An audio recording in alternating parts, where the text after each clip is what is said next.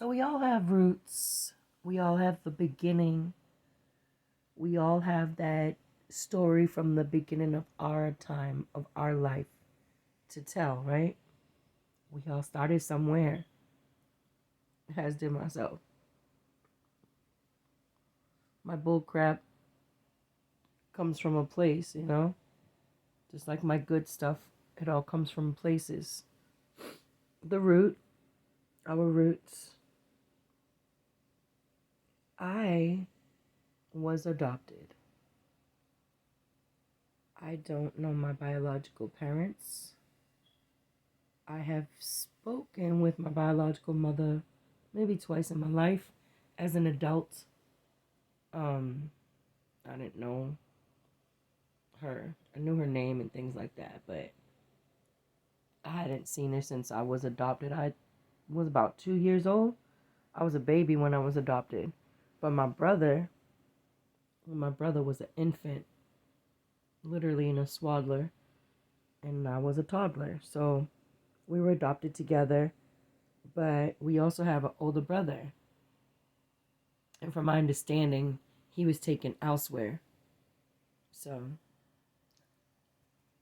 he was abused so bad that he was already just bad. That what was told to me was just already acting out in ways that, once that stuff happens, it's hard to come back from. So I really don't even know what happened to him from that point. All I know is that my baby brother and we were adopted to a family, and we lived in Boston. And this young man right here, my baby brother, he passed away in 2003. But we were 2 years apart. So I'm two, he's an infant, yada yada. And I'll jump around a little bit and maybe go back a lot. That's just how I am, all right? You'll understand by the time it's all said and done. So, this guy here, my baby brother, I know I said it a million times already. I miss him so much, all right? That's my baby, my best friend. So, when we were adopted, I found out right away, instantaneously, like within, I don't know, the same day probably, that my adopters were not, I don't know, kosher. They were not kosher. I don't even know what fucking words to use. These people were fucked. They were absolutely fucked up. Okay? My adoptive father was from the Navy, a vet at that. He went to, I don't know, I can't remember if it was freaking Pearl Harbor or one of them asinine wars from back in like I want to say 50s or 60s. I can't remember which one. But, and I got much, much, much respect for all of our veterans out there. I love y'all. If it wasn't for y'all, man, the list goes on and on. I respect each and every last one of you, okay? And even that man who adopted me, he's got respect from that part, but let's take the respect in him out of this subject, okay? Because they don't go into the same category. As a vet, y'all are respected. Boom. So these people adopted my brother and I, and since my baby brother was a baby, and I could walk and obviously understand, I was immediately thrust into living slave life, abuse, neglect, and torture.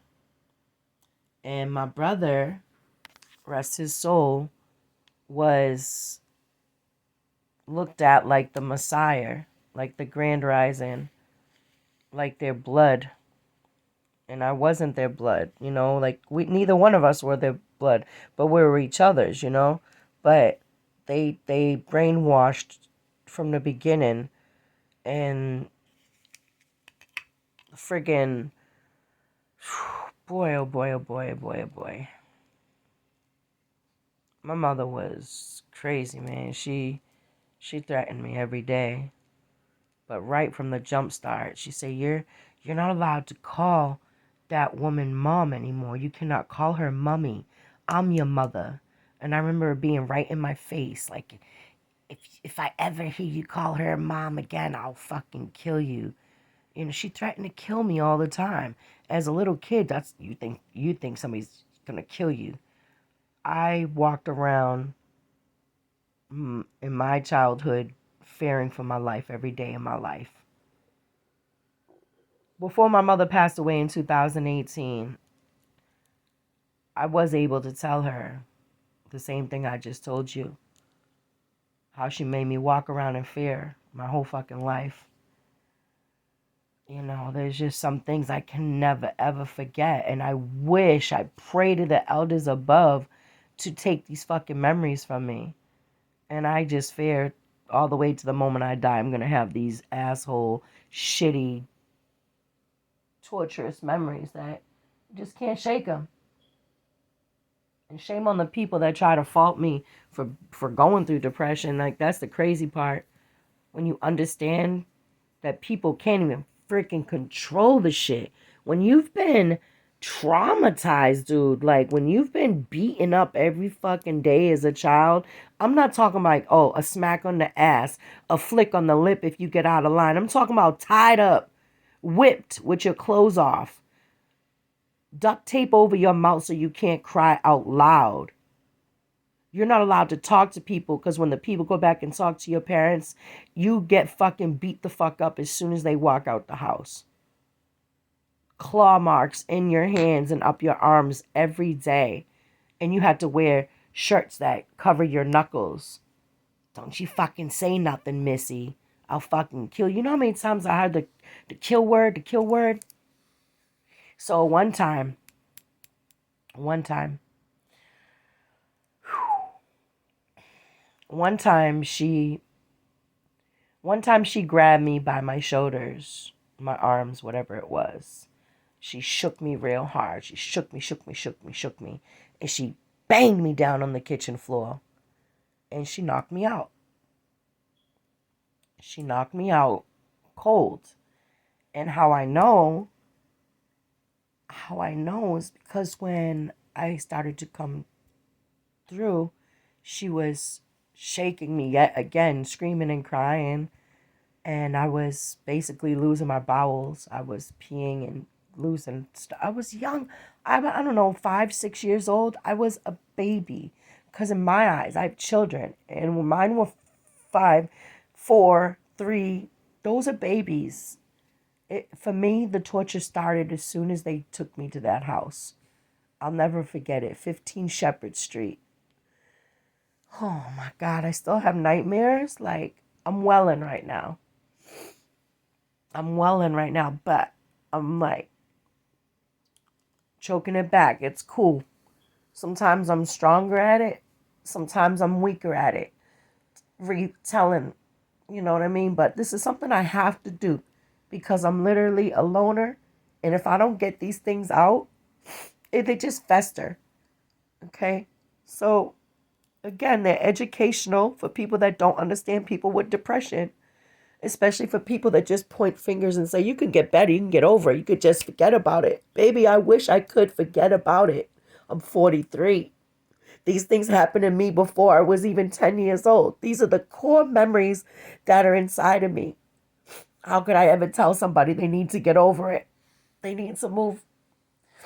I work so freaking hard every freaking day of my life trying to move forward no matter what. I don't even like to use the word trying anymore. You know why? Because how many times in my life I said I'm trying and just sat on my fat fucking ass and did nothing. So guess what I say instead of trying? I'm working at it. So every day I'm working at it. Fighting the depression, fighting that D, trying to shake that D off my fucking shoulder. You know, you get pointed at, fingers, and people just expect stuff from you. Fuck people. Fuck people that don't even try to open their mind to understand what makes you any better. Because you've never experienced those things in your life. You're not depressed. Consider yourself lucky, dude. Like, you're lucky as shit. And I love to sit with people that are happy, yo, because it makes me happy sometimes.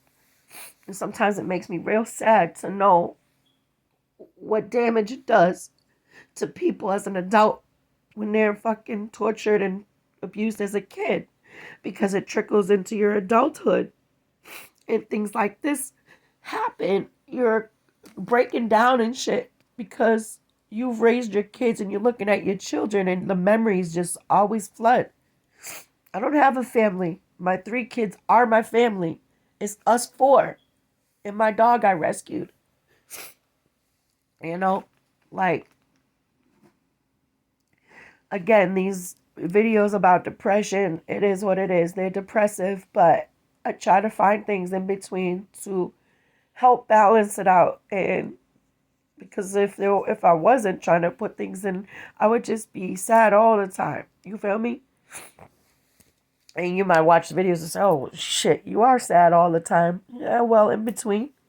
Again, I'm working at it, yo. I'm working at it. Don't persecute me too hard, all right? Because I'm an empathic person and I love people. And I sit and I listen to people. And I understand people.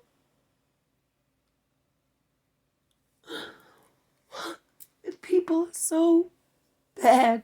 People are so bad. And I know they're bad because I see them.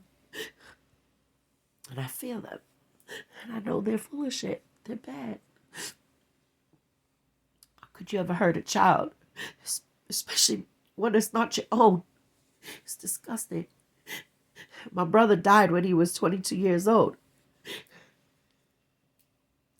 We were both adopted. If we had been adopted by a better family, people that were actually worthy of having children, he may still be alive today. And I might not be all fucked up in my head and my spirit, trying to put it all together as a grown-ass woman.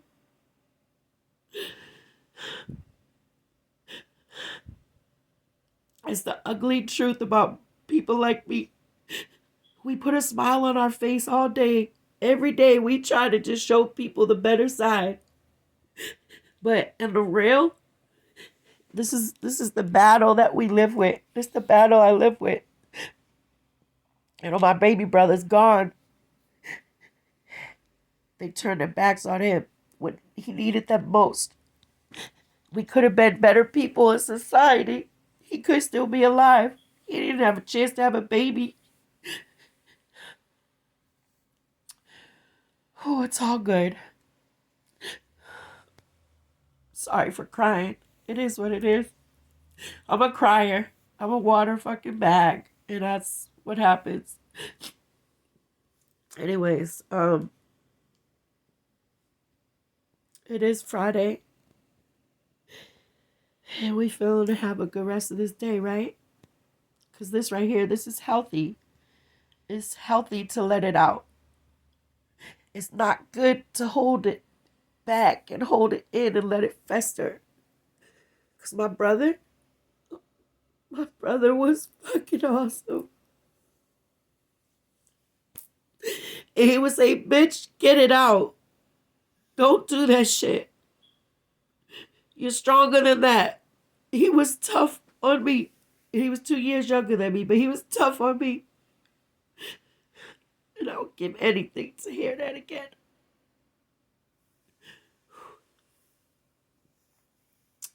My triggers. My baby brother is one of them. Because he didn't deserve to be in that ground. If we had some real good caregivers coming up, we could have been somebody. We would have been prominent figures. I remember we used to talk about riding in our Cadillacs together. You know that little pipe dream when y'all are kids and you could just see your future? We were dope. We were so fucking dope. We were tight as shit, best friends. It was rare. Brother and sister best friends. And in my heart, he's still my best friend, yo.